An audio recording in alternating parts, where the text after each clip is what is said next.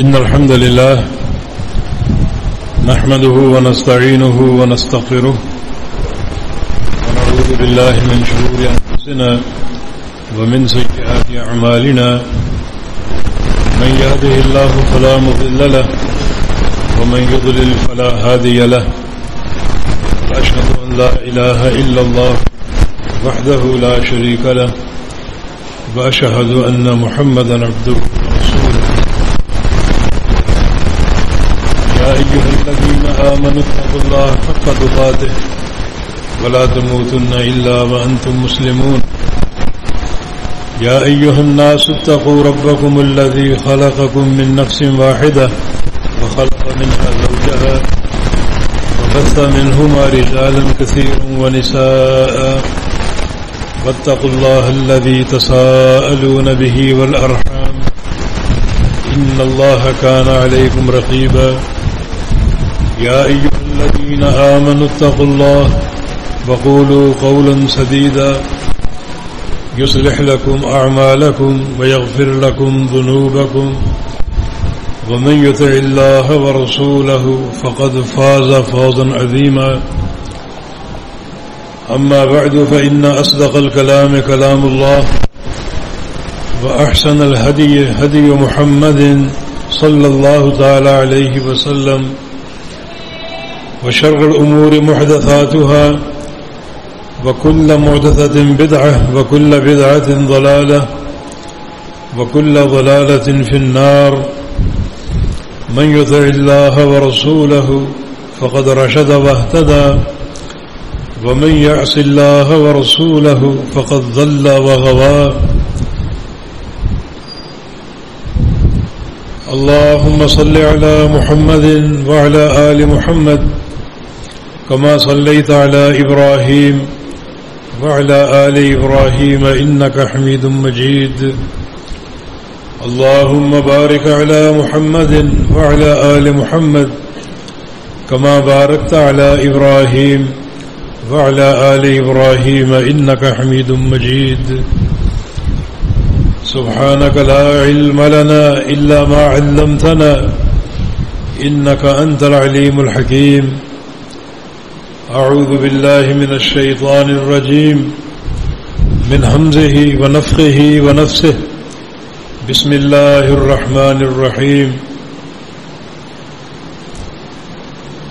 إن الذين آمنوا والذين هاجروا وجاهدوا في سبيل الله أولئك يرجون رحمة الله والله غفور رحيم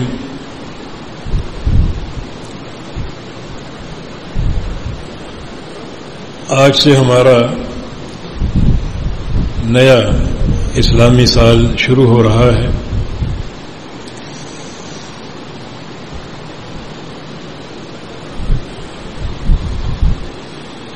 جس کا معنی یہ ہے کہ ہماری جو عمر اللہ نے لکھی ہے اس کا 1 سال کم ہو گیا اور ہم ایک نئے سال میں داخل ہو گئے۔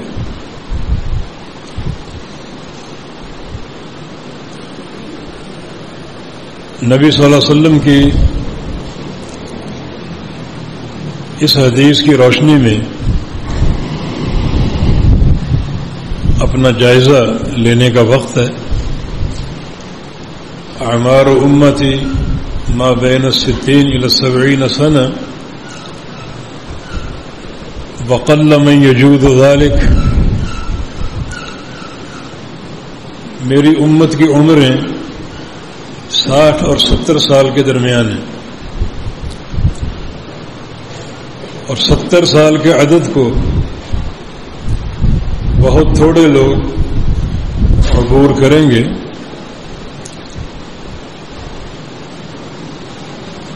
تو یہ اس امت کی عمروں کا اوسط بیان ہو گیا، یعنی 60 اور 70 سال کے درمیان، جن میں سے 1 سال مزید کم ہوا اور ہم نئے سال میں داخل ہو گئے۔ سال کے اختتام پر یا نئے سال کے داخل ہونے پر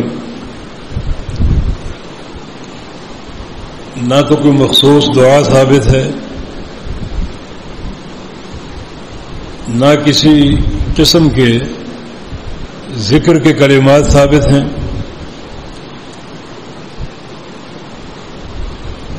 نہ کسی قسم کی مبارکبادی کے الفاظ ثابت ہیں۔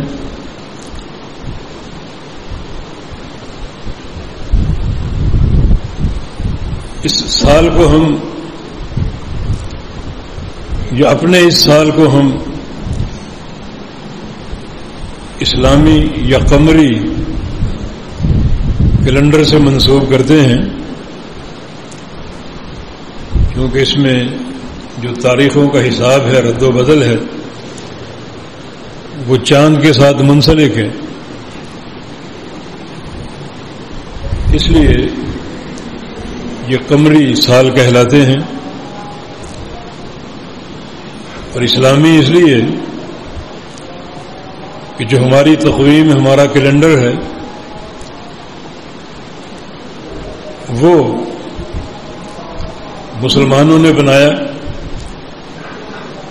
اور اس کا اسلام کے ساتھ ایک گہرا ربط اور تعلق ہے۔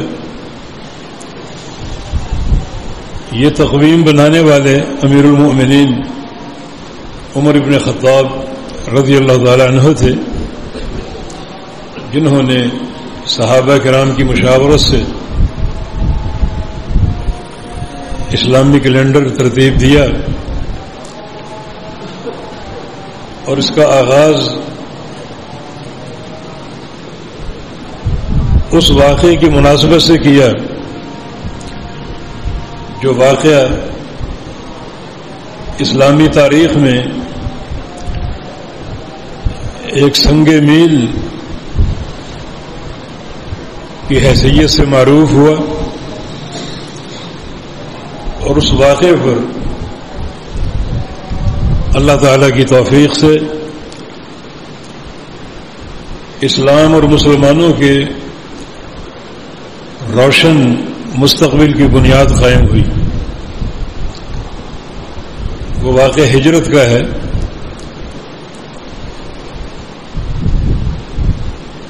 اور اس کا اشارہ قرآن نے بھی دیا، لمسجد اسس علی التقوی من اول یوم،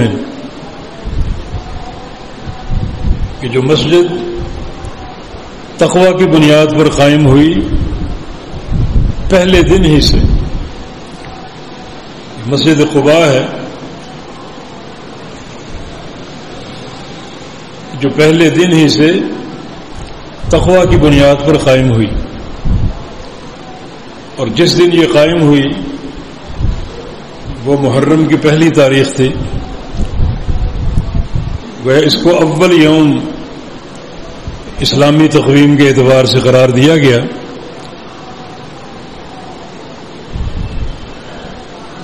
تو ہماری تقویم جو ہے یہ عمل کی دعوت دیتی ہے۔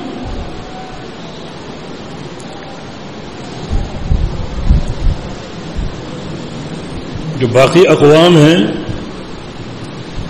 ان کی تقویم شخصیات کے ساتھ منسوب ہے، جو تاریخ ہم استعمال کرتے ہیں وہ تاریخ میلادی یا عیسوی، جس کا تعلق عیسیٰ علیہ السلام کی پیدائش سے۔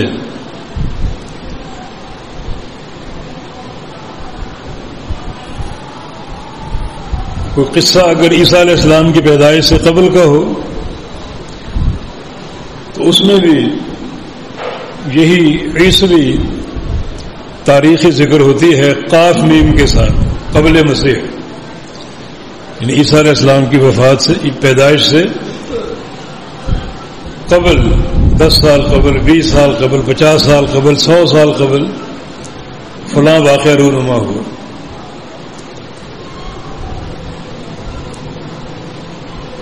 لیکن ہماری تقویم ایک عمل کے آغاز کی طرف اشارہ ہے۔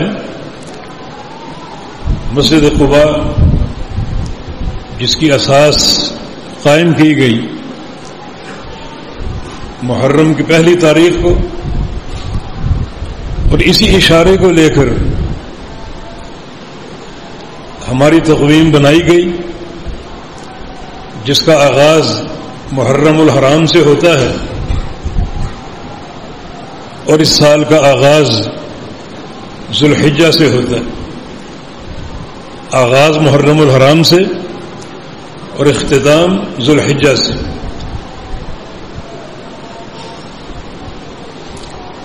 یہ آغاز اور اختتام بھی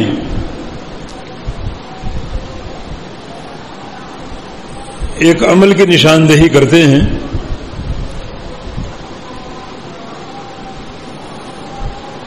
کیونکہ ہماری تقویم کا پہلا مہینہ جو ہے محرم الحرام، یہ حرمت والا مہینہ ہے، اور آخری مہینہ ذوالحجہ یہ بھی حرمت والا مہینہ ہے۔ حرمت والے 4 مہینے ہیں، جن میں 3 بالترتیب ہیں، بالتوالی تسلسل کے ساتھ، ذوالقعدہ، ذوالحجہ اور محرم، اور ایک مہینہ الگ ہے رجب، جو جمادہ ثانیہ اور شعبان کے درمیان۔ یہ 4 مہینے محترم ہیں۔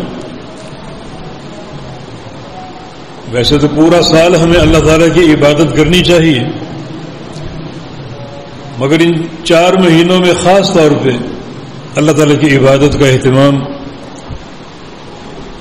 اور ان مہینوں کی حرمت اور تقدس کا خیال رکھتے ہوئے گناہوں سے بچنا، گناہوں سے گریز کرنا انتہائی ضروری ہے۔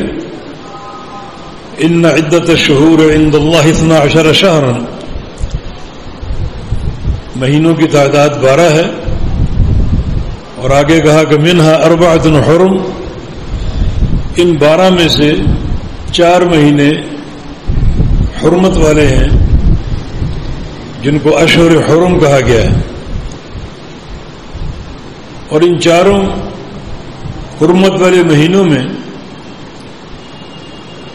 جس مہینے کی سب سے زیادہ حرمت کا ہم نے خیال کرنا ہے، احساس کرنا ہے، وہ محرم الحرام ہے، جس کو رسول اللہ صلی اللہ علیہ وسلم نے شہر اللہ کہا ہے۔ یہ اللہ تعالیٰ کا مہینہ ہے۔ یہ نسبت شرف کی نسبت ہے، تشریفی نسبت، تشریفی۔ ہر مہینے اللہ کے ہیں، اس کو آپ یوں سمجھیں کہ ہم سب اللہ کے بندے ہیں، مگر اللہ رب العزت نے بطور خاص اپنے آخری رسول کو عبد اللہ کہا، اللہ کا بندہ، حالانکہ سب اللہ کے بندے۔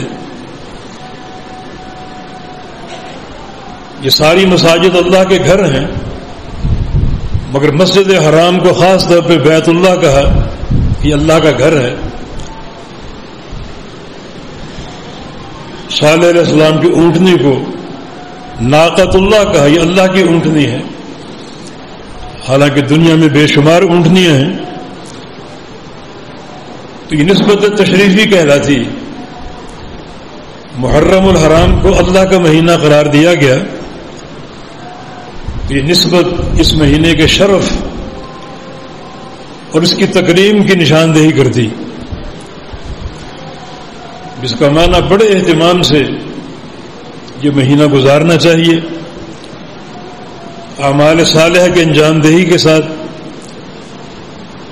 اور ہر قسم کے گناہ سے بچتے ہوئے، بدعات اور خرافات سے بچتے ہوئے۔ مگر شیخ الاسلام ابن تیمیہ رحمہ اللہ کے بقول سال کے آغاز ہی سے شیطان 2 قسم کی جماعتوں سے بدترین قسم کی بدعات نکلواتا ہے، اور ان سے ان بدعات کا ارتکاب کرواتا ہے، جس کی تفصیل ہم کریں گے انشاءاللہ یہ حرمت والا مہینہ جس کے تقدس کو برقرار رکھنا چاہیے. وَمَن يُعَظِّمْ شَعَائِرَ اللَّهِ فَإِنَّهَا مِن تَقْوَى الْقُلُوبِ. یہ اللہ تعالیٰ کے شاعر میں سے ہے، اور اللہ کے شاعر کی تعظیم یہ دلوں کے تقوی کی علامت ہے. رمضان آ جائے وہ اللہ کے شاعر میں سے، تو اس مہینے کی تکریم کے الگ الگ تقاضے ہیں.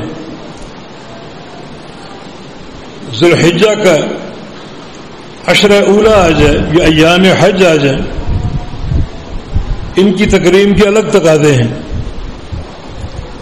تو اس طرح حرمت والے 4 مہینے ہیں، ان کی حرمت اللہ کے شاعر میں سے ہے. اور ایک انسان اگر اللہ تعالیٰ کے شاعر کے اس مسئلے کو ذہن میں رکھ کر ان مہینوں کی تعظیم کرے گا اور ان کی حرمت کا خیال رکھے گا، گناہوں سے بچے گا اور ان مہینوں کے تقدس کے پیش نظر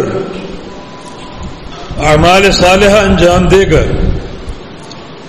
تو یقیناً یہ سارے عمل اس بات کا مظہر ہوں گے کہ اس کے دل میں اللہ تعالیٰ کے شاعر کی تعظیم ہے. اللہ تعالیٰ کی حرمات ہیں یہ. وَمَن يُعَظِّمْ حُرُمَاتِ اللَّهِ فَهُوَ خَيْرٌ لَهُ. جو اللہ تعالیٰ کے حرمات کی تعظیم کرے تو وہ سب سے بہترین معاملہ اس کے حق میں ہے.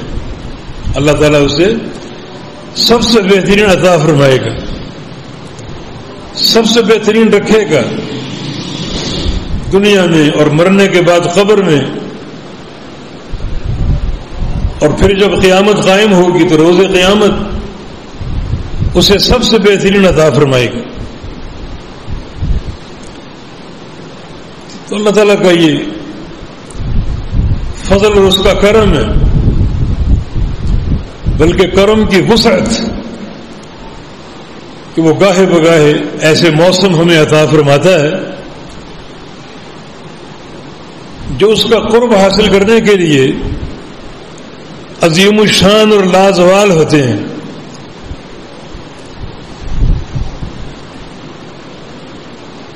تو یہ ماہ محرم جو ہے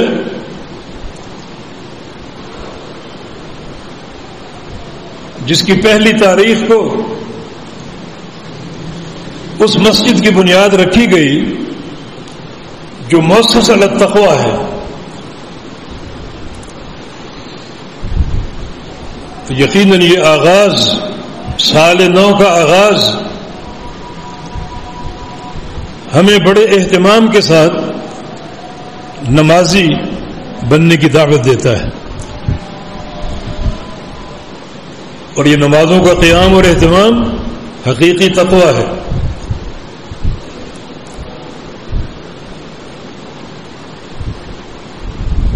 پھر یہی تاریخ اسلامی ہجرت کی ہے جس میں اللہ تعالیٰ کی رضا کے بڑے نقوش ثبت ہوئے، بہت سے نقوش قائم ہوئے. ایک طرف گروہ مہاجرین جنہوں نے اللہ کی رضا کے لیے اپنے گھروں کو، وطن کو، جائیداد کو، تجارتوں کو، بلکہ خونی رشتوں کو توڑ دیا. بھائی نے بھائی کو چھوڑ دیا، بیوی نے شوہر کو چھوڑ دیا، شوہر نے بیوی کو، باپ نے بیٹے کو، بیٹے کو باپ نے اللہ کی رضا کے لیے چھوڑ دیا، اور مکہ سے مدینہ منتقل ہوئے صرف اس کی محبت کو حاصل کرنے کے لیے اور اللہ کے پیارے حبیب محمد الرسول اللہ صلی اللہ علیہ وسلم کو قرب اور صحبت سے فیض یاب ہونے کے لیے. اور دوسری طرف انصار مدینہ کا عمل جنہوں نے مہاجرین کو اپنے سینوں سے لگایا، اپنے گھروں میں جگہ دی، اپنی تجارتوں میں شریک کیا اور مہمان نوازی کا حق ادا کر دیا،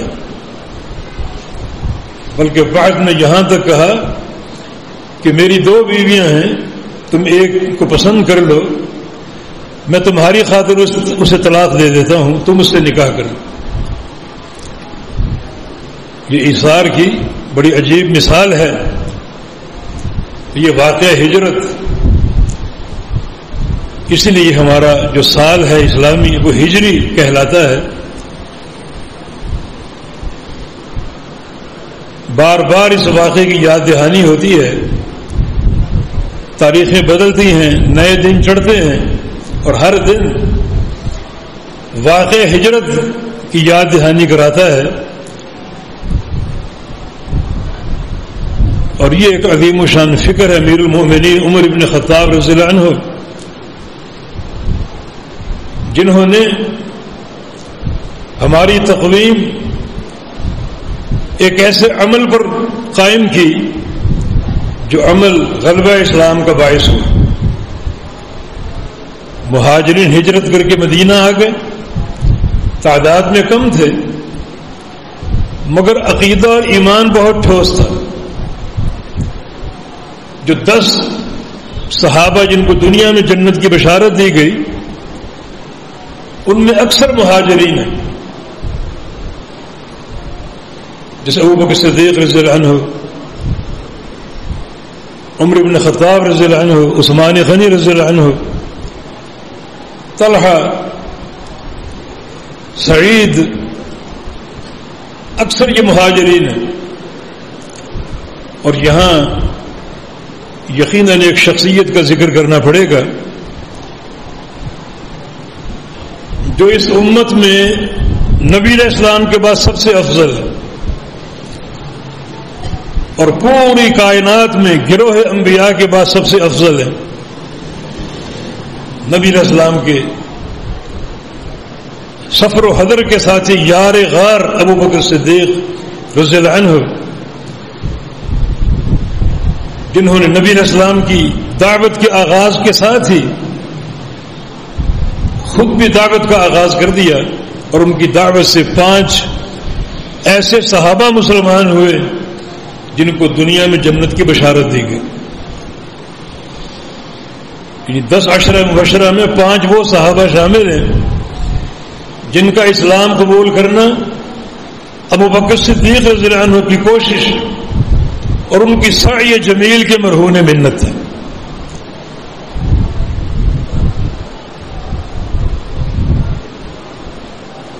تو یہ نئے سال کا آغاز یقیناً ایک تجدید عزم اور تجدید عہد کا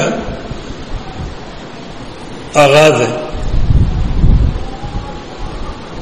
جہاں 2 جماعتوں کا عمل اکٹھا ہوا، مہاجرین کی ہجرت اور انصار کی نصرت، اور ہجرت اور نصرت نے اقوام عالم کے دروازوں کو دستک دی، حتیٰ کہ کسریٰ اور قیصر کی کمر توڑ دی۔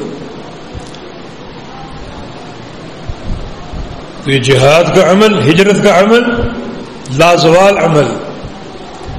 رسول اللہ صلی اللہ علیہ وسلم کی حدیث ہے والہجرت تہدم ما کان قبلہا، ہجرت ایک ایسا مبارک عمل ہے کہ یہ عمل سابقہ زندگی کے تمام گناہوں کو گرا دیتا ہے، بشرطے کہ ایک انسان خالص اللہ کے لیے نکلے اور ہجرت کے بعد خالص اللہ کے نام پر قائم رہے۔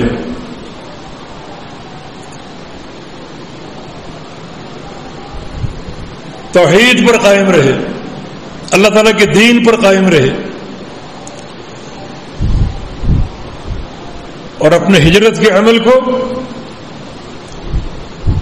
ہر مقام پر ہمیشہ ایک اہمیت دے کہ یہ عمل اللہ کی رضا کے لیے۔ جب یہ رضا کا سلسلہ قائم رہے گا تو یقیناً یہ مبارک عمل اس بندے کے لیے باعث شرف ہوگا اور اس کا فائدہ پوری قوم کو ہوگا۔ ہمارا دین کیا ہے؟ اللہ تعالیٰ کا امتحان ہے۔ دوسری قومیں ہجرت اور شہادت کے عمل کو نقصان قرار دیتی، ہم اسے کامیابی قرار دیتے۔ شہداء کے خون بہیں اور ان کی جانیں قربان ہوں، بظاہر افراد کم ہو گئے، لوگ اس کو ناکامی سمجھتے ہیں، نقصان سمجھتے ہیں، ہم اسے عظیم کامیابی سمجھتے ہیں۔ جب اللہ تعالیٰ دیکھتا ہے کہ میرے بندوں نے میرے رضا کے لیے خون بہایا، جان قربان کی، تو وہ خوش ہوتا ہے، راضی ہوتا ہے اور فتح اور نصرت کے دروازے کھول دیتا ہے۔ جب وہ دیکھتا ہے کہ میرے بندوں نے اپنا شہر خالی کر دیا، میری خاطر ہجرت کرتے ہوئے وطن چھوڑ دیا، گھر بار چھوڑ دیا، کاروبار تجارت چھوڑ دی، حتیٰ کہ خونی رشتے توڑ دیے، تو اللہ تعالیٰ خوش ہوتا ہے، اور جب وہ خوش ہو تو پھر فتح اور نصرت کے دروازے کھول دیتا ہے۔ تو یہ عمل ہمارے ہاں نقصان نہیں ہے بلکہ سراسر کامیابی۔ دیگر اقوام اس کو نقصان قرار دیتے، اتنے بندے چلے گئے، کم ہو گئے، اتنے مر گئے، کم ہو گئے، طاقت چھن گئی، طاقت کم ہو گئی۔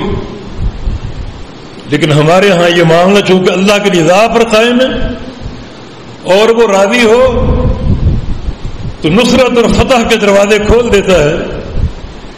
پھر ایسی ایسی مثالیں بھی موجود ہیں تاریخ میں کہ ایک شخص پوری قوم پر غالب آ گیا اور پوری قوم اسے ایک شخص کے عمل سے سدھر گئی اور دین اسلام میں داخل ہو گئی۔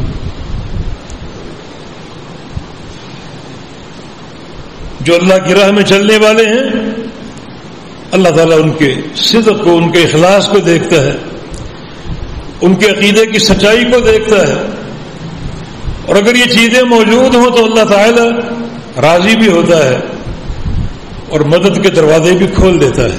یہ بات نوٹ کر لیجئے، ہمارا غلبہ، ہماری فتح، یہ نصرت ہمارے ہاتھوں میں نہیں ہے، اللہ تعالیٰ کے ہاتھ میں ہے، یہ اس کی عطا ہے، جس کو حاصل کرنے کے لیے ان قواعد کو اختیار کرنا پڑے گا، ان اصولوں کو جن پر صحابہ کرام چلے۔ جیسے وہ شعر ہے کہ فضائے بدر پیدا کر، فرشتے تیری نصرت کو اتر آئیں گے گردوں سے قطار اندر قطار اب بھی۔ یعنی صحابہ کی نصرت کے لیے فرشتے کیوں آئے؟ اللہ تعالیٰ کے امر سے آئے۔ وہ امر اب کیوں نہیں ہو رہا؟ ہم پسے ہوئے، مغلوب اور مقہور کیوں ہیں؟ ٹھکرائے ہوئے، دھتکارے ہوئے، مقروض، ایک نحوست پھیلا رہے ہیں، کیونکہ دین اسلام اور اس کے شعائر اور اس کے ضوابط پر ہماری نگاہ نہیں ہے، عمل نہیں ہے، اور یہ سودا تعلق باللہ کے ساتھ ہے۔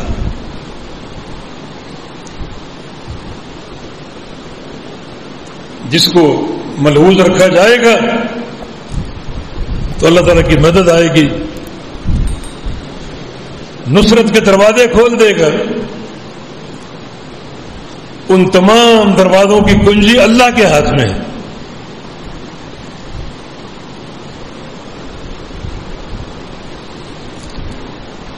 ہمیں چاہیے کہ ہم اپنے عمل پر توجہ دیں، جو اللہ رب العزت کی رضا کو حاصل کرنے کا سب سے اہم ذریعہ ہے۔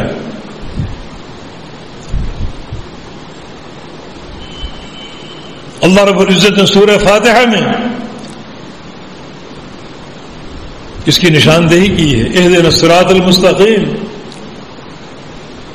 صراط الذین انعمت علیہم یہ دعا ہے کہ یا اللہ ہمیں صراط مستقیم کی ہدایت دے. صراط مستقیم اللہ تعالیٰ کی وحی کا راستہ، کتاب و سنت کا راستہ. مزید اس کی وضاحت یہ ہے کہ یہ راستہ ان لوگوں کا ہے جو اللہ تعالیٰ کی طرف سے انعام یافتہ ہیں، جن پر خالق کائنات کا احسان ہوا، انعام ہوا. وہ انعام کیا ہے؟ دنیا میں نصرت کی صورت میں اور آخرت میں جنت الفردوس کے داخلے کی صورت میں. دوسرے مقام پر 4 گروہوں کا ذکر ہے جو اللہ تعالیٰ کے انعام یافتہ بندے ہیں. من يطع الله والرسول فأولئك مع الذين أنعم الله عليهم من النبيين والصديقين والشهداء والصالحين. وہ 4 قسم کے طبقات ہیں، 4 قسم کی جماعتیں ہیں. انبیاء کی جماعت ہے، صدیقین کی جماعت ہے. صدیقین سچے لوگ، جیسے ابوبکر صدیق تھے رضی اللہ عنہ، جن کا شمار صدیقین میں ہوتا ہے، سچے. آج کل بھی ایک اصطلاح استعمال ہوتی ہے، فلاں صادق اور امین اور فلاں صادق اور امین نہیں. مذہب خیز اصطلاح ہے. صادق کا معنی سچا ہے اور امین کا معنی امانت دار. جو پاکستان کی سیاسی بساط ہے، خواہ وہ بساط حکومت ہو یا بساط حزب اختلاف ہے،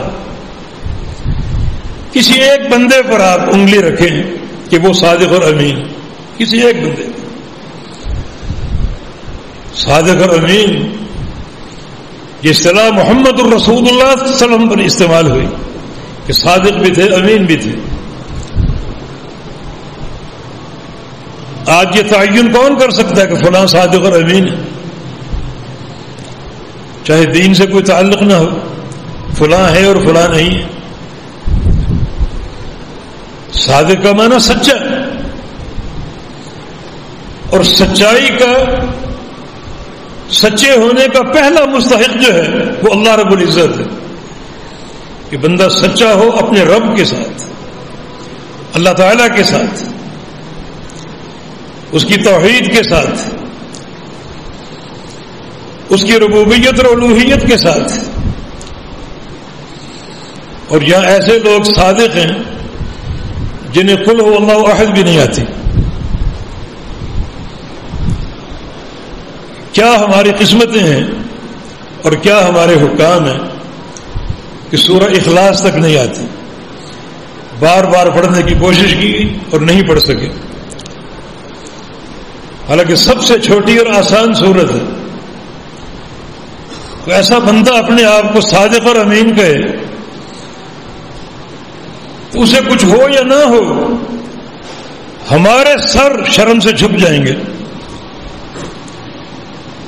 کہ صادق سچا انسان، اس کی سچائی کا پہلا اطلاق اللہ رب العزت پر ہے. اللہ تعالیٰ کے ساتھ سچا ہو، اس کی توحید کے ساتھ سچا ہو، اس کی عبادت کے ساتھ سچا ہو، اس کی الوہیت کے ساتھ سچا ہو. پھر اس کا دوسرا استعمال، دوسرا اطلاق محمد الرسول اللہ صلی اللہ علیہ وسلم کی ذات گرامی ہے. ان کی اطاعت کے ساتھ سچا ہو، ان کی محبت کے ساتھ سچا ہو، ان کی غلامی کے ساتھ سچا ہو. یہ معنی کسی کے اندر موجود ہے؟ تو مقام صدیقیت یہ مقام نبوت کے بعد ہے. تو اللہ تعالیٰ نے 4 گروہوں کا ذکر کیا، نبیین، صدیقین اور پھر شہداء، جو اس کی راہ میں جانیں قربان کرتے ہیں اس کی رضا کے لیے. کمال جانیں قربان کرنا نہیں ہے، کمال یہ کہ اس کی رضا کے لیے قربان کیجیے. ورنہ ایسے لوگ بھی ہیں جو جانیں قربان کرتے ہیں مگر دنیا کی شہرت کے لیے، اپنی شجاعت کو مشہور کروانے کے لیے. اپنے سینوں پر بہادری کے تمغے سجانے کے لیے اور دنیا کا مال و دولت اور شہرت حاصل کرنے کے لیے. نبی علیہ السلام کی حدیث رب قتیل بین الصفین اللہ اعلم بنیتہ. بعض اوقات ایک شخص قتل ہو کر گر جاتا ہے اسلامی صف اور کفار کی صف کے درمیان. صف اول میں کھڑا لڑ رہا تھا، سارا خون بہا دیا، جان بھی قربان کر دی. ہم آشش کر اٹھیں گے، مگر فرمایا کہ نہیں، سب سے پہلے اس کی نیت دیکھو جو کہ صرف اللہ جانتا. اس کی نیت کا حال اللہ کو معلوم ہے. باقی اس کے گھر سے نکلنا، گھوڑے پر بیٹھنا اور مجاہدین کی صف میں داخل ہونا اور پھر اپنی جان قربان کر دینے، ڈٹ کے لڑا اور وہیں لڑتے لڑتے گر گیا. دشمن کو پشت نہیں دکھائی، میدان چھوڑ کر نہیں بھاگا. یہ ساری باتیں قابل تحسین ہیں، مگر قابل تحسین کب ہیں؟ جب اس کی نیت اللہ کی رضا ہو اور اس کی نیت میں اخلاص ہو. اللہ اعلم بنیتہ، اس کی نیت کا حال اللہ جانتا ہے. یہ شہداء کا طبقہ. اور پھر صالحین نیک لوگ وہ ہیں جن کے عمل میں اللہ کے پیارے پیغمبر کی سنت کا رنگ ہو اور ان کے دل میں عمل کرتے ہوئے اور عمل کے بعد بھی پوری طرح اخلاص مرکوز ہو. وہ نیک لوگ. اور یہ چاروں چیزیں جو ہیں ان کی ایک بنیاد ہے، من یطع اللہ والرسول، جو اللہ اور اس کے رسول کی اطاعت کر لے. یہ صدیقیت کا مقام ہے، شہادت کا مقام ہے اور صالحیت کا مقام ہے. یہ ایک نبی کا شرف ہے تو اللہ کی اطاعت میں ہے اور اللہ کے رسول کی اطاعت میں ہے.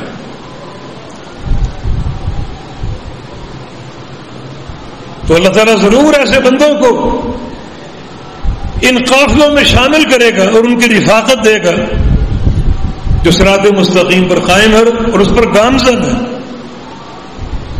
ایسا گامزن ہے کہ ان کی موت صراط مستقیم پر ہی آتی ہے. جب فرشتہ روح قبض کرتا ہے تو وہ صراط مستقیم سے دائیں بائیں نہیں ہوتے بلکہ صراط مستقیم پر قائم ہوتے ہیں. اسی راہ پر ان کی موت آتی. تو یقینی طور پر یہ تقویم اور نئے سال کا آغاز ہمیں تجدید عمل کی دعوت دیتا ہے. یہ سن ہجری کیوں ہے؟ ہجرت کا عمل کیا ہے؟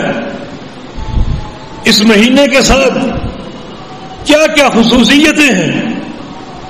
یہ حرمت والا مہینہ جس میں مکمل اللہ کی تعظیم کرنی اور اس کے شاعر کی تعظیم دلوں کا تقویٰ ہے.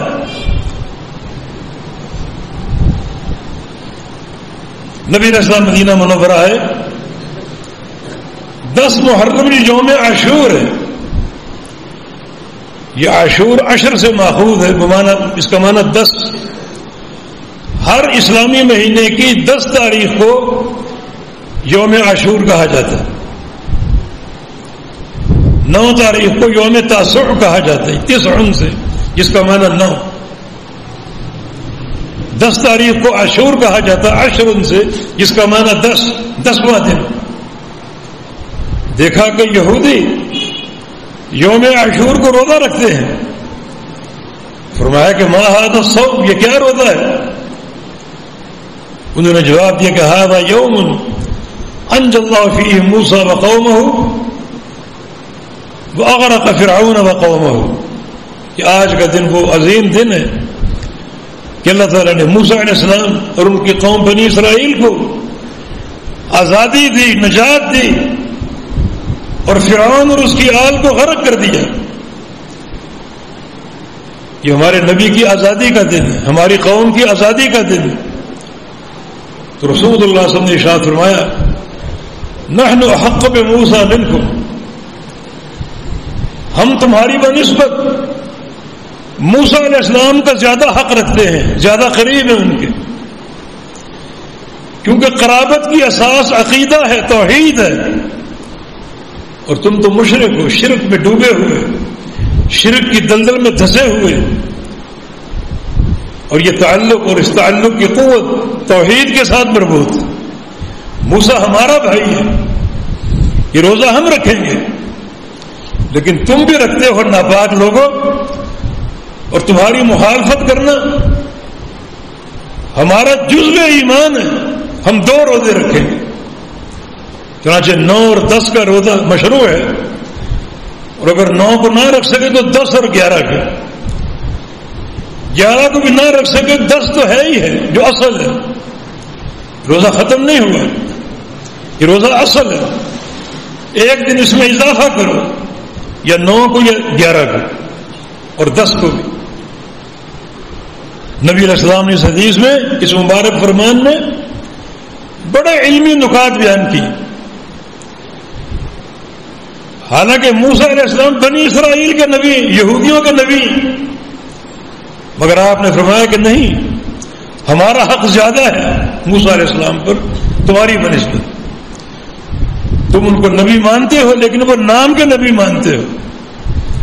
نبی ماننے کا پہلا اصول یہ ہے کہ نبی کی پہلی دعوت کو مانو، قولوا لا الہ الا اللہ، جو اللہ کی توحید کی دعوت ہے۔ اللہ کے پیارے پیغمبر نے اپنی وفات سے کچھ لمحات قبل فرمایا تھا کہ لعن اللہ الیہود والنصارى اتخذوا قبور انبیائہم مساجد۔ یا اللہ یہودیوں اور عیسائیوں پر لعنتیں برسا، بلکہ قاتل کے الفاظ میں ان کو تباہ و برباد کر دے، جنہوں نے اپنے نبیوں کی قبروں پر قبے بنا لیے، قبروں پر عمارتیں بنا لی، قبروں کو پختہ کر لیا اور قبروں پر عمارتیں بنا لی۔ تمہارا توحید سے کیا تعلق؟ تو موسیٰ ہمارا بھائی ہے، ہمارا حق زیادہ ہے موسیٰ علیہ السلام کے لیے، ہم بھی روزہ رکھیں گے، اور تمہاری مخالفت کرتے ہوئے 2 روزے رکھیں۔ اور نبی علیہ السلام کی حدیث ہے کہ یہ ایک روزہ سال گزشتہ کے گناہوں کا کفارہ ہے۔ احتسب علی اللہ ان یکفر السنۃ الماضیہ، اللہ تعالیٰ سے ایک روزے کی برکت سے گزشتہ سال کے گناہ معاف کر دے گا۔